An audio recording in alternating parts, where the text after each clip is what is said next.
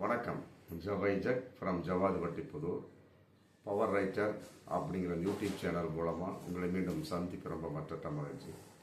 அத்தோட எங்கள் சேனலை சப்ஸ்கிரைப் பண்ணுங்கள், பெல் பட்டன் அழுத்த மறந்துடாதீங்க. அத்தோட எல்லாத்துக்கும் ஷேர் பண்ணுங்கள். பொதுவாக ஒரு சினிமா பட ப்ரொமோஷன் விழா அப்படிங்கும்போதில் யாராக இருந்தாலும் சரி, அது ரஜினிகாந்த் படமாக இருக்கட்டும், சிவகார்த்திகேயன் படமாக இருக்கட்டும், அது அஜித் நடித்த படமாக இருக்கட்டும், யாரை கூட்டிட்டு போய் பேச வச்சாலுமே சரி, ஒன்று பேச வைக்கக்கூடிய நபர்கள் அரசியல் சாரார்களாகவும், மற்றபடி பொதுவான நபர்களாகவும், சமூக ஆர்வலராகவும், அப்படியே மீறி பேசினாலும் அரசியல் கலக்காமலும் மதவாதம் கலக்காமலும் பேசக்கூடிய ஆளாத்தான் கொண்டு போய் வைக்கணும்.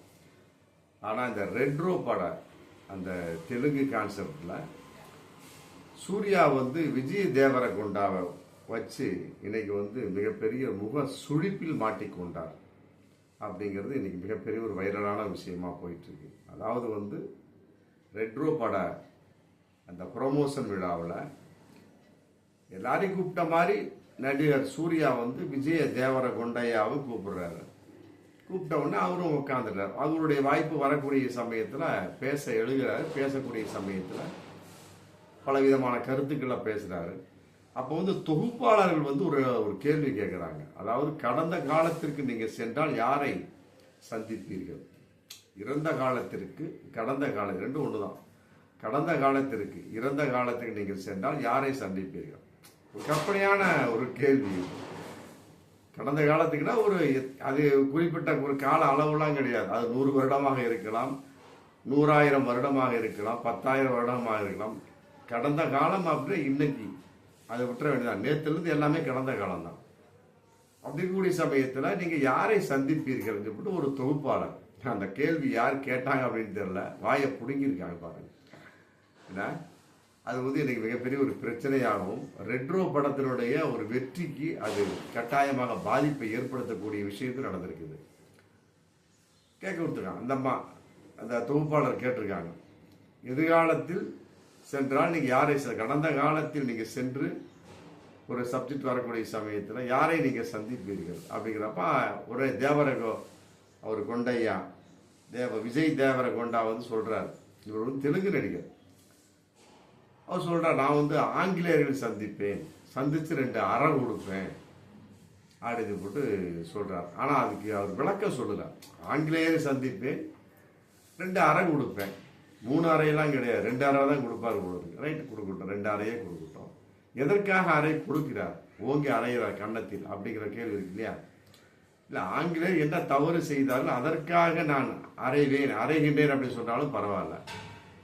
அது நம்ம நாட்டை பொறுத்த வரைக்கும், ஆங்கிலேயர்களை பொறுத்த வரைக்கும் எந்த அளவுக்கு கொடுமையாக நடந்து கொள்ளாலும் நல்லவர் நடந்து கொண்டாரு எல்லாமே இருக்கு. 2 கலந்த ஒரு விஷயம்தான். நமக்கு தேவை சுதந்திரம் வாங்கிக்கிட்டோம், அவ்வளோ முடிஞ்சு போச்சு. இப்போ இன்னைக்கு மட்டும் என்ன அரசியல்வாதியை வச்சு நம்ம சுதந்திரமா இருக்கிறோமா? இல்லையே. ஜிஎஸ்டிங்கிற பேர்ல கொடுமை நடந்து கொண்டிருக்கின்றன. எங்கு பார்த்தாலும் வேலையின்மை, ஏன்னா பெட்ரோல் டீசல் ஜிஎஸ்டி இல்லாமல் அப்படியே இருந்துகிட்டு இருக்கு. இந்த மாதிரி அழிக்கிட்டே போகலாம். இன்னைக்கு ஆண்டு கொண்டிருக்கிற அரசியல்வாதிகள் எந்த அளவுக்கு நியாயமாக இருக்கு அப்படி பார்க்கிறப்ப ஆங்கிலேயர் எவ்வளோ பரவாயில்ல அப்படிங்கிறத சொல்ல தோணுது. அந்த அளவுக்கு தான் இருக்கு நிலைமை. பல பேரை கேட்டாலும் சொல்லுவாங்க, அதை போடா என்னடா இவனுக்கு அரசியல்வாதி இப்படி பண்ணிட்டு இருக்காங்க, இதுக்கு இங்கிலீஷ்காரனுக்கு எவ்வளோ பரவாயில்ல அப்படின்னு போட்டு சொல்லுவாங்க. அந்த மாதிரி இருக்கு இந்த நிலைமை. அப்படி இருக்கக்கூடிய சமயத்தில் அவரு விஜய் தேவரகொண்டையா விஜய் தேவரகொண்டா சொல்றார், நான் ஆங்கிலேயரை சந்திப்பேன், சந்தித்தா அவரை 2 அறை விடுவேன் அப்படின்னு சொல்றாரு. ரைட், ஓகே, என்ன காரணங்கிறத சொல்றார். அடுத்த ஸ்டெப்ல சொல்றார், அவுரங்கசீப்பை சந்திப்பேன், அவரையும் 2 அறை விடுவேன். அதுக்கு காரணம் சொல்றார். ஆங்கிலேயர்களை சந்திப்பேன், 2 அறை விடுவேன், அதுக்கு காரணம் சொல்லல. ஆனா அவுரங்கசீப்பை சந்திப்பேன், 2 அறை விடுவேன். அதுக்கு என்ன காரணம் அப்படின்னா, சாவாங்கிற ஒரு இந்தி படம் பார்த்தேன். அந்த படத்தை பார்த்தோன்னா அவர் மேல் மிக கடும் கோபத்தில் இருக்கின்றேன். சரி, சாவாங்கிற படம் எந்த அளவுக்கு நியாயமான படம், அவுரங்கசீப்பின் வெளிப்பாடை சரியாக சொல்லி விட்டார்களா அப்படிங்கிற கேள்வியெல்லாம் பார்க்கணும் இல்லையா? ஒரு வரலாற்று உண்மைகளை எடுத்து சொல்லக்கூடிய சமயத்தில் அந்த சாவாங்கிற படம் கட்டாயமாக முழுக்க முழுக்க பாஜகவினுடைய பிரதிபலிப்பு, மதவாத கும்பலினுடைய ஒரு பிரதிபலிப்பு. அப்படி இருக்கக்கூடிய சமயத்தில் எவ்வாறு உண்மையை சொல்வார்கள்? நல்லா யோசிக்க. வரலாற்றை எடுத்து பார்க்கக்கூடிய சமயத்தில் அவுரங்கசீப் தன்னுடைய சொந்த காசில் வாழ்ந்த ஒரே ஒரு மனுஷன். நல்லா புரிஞ்சுக்கணும், புரியுதுங்களா?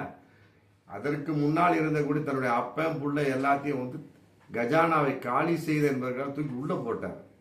இவர் வந்து நியாயமானவர், எந்த வகையிலும் ஒரு நீதி பிறழாத ஒரு அற்புதமான ஒரு மாமன்னன் அவுரங்கசீப்.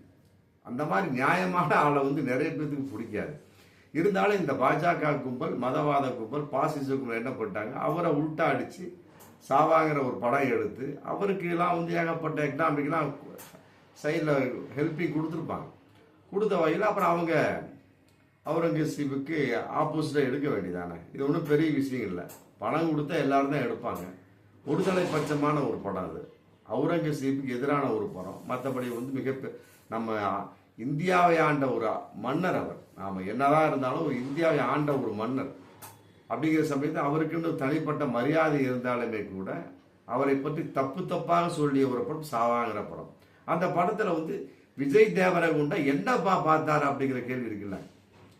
ஏன்னா அந்த படத்தை எல்லோரும் தான் பார்த்தாங்க. இருந்தாலும் தவறாக சொல்லிய கலாச்சார அந்த பிரதிபலிப்பான ஒரு அவருடைய நிலைமைகள். மற்றபடி அவுரங்கசீப்பை தவறாக சித்தரித்த படம் அது.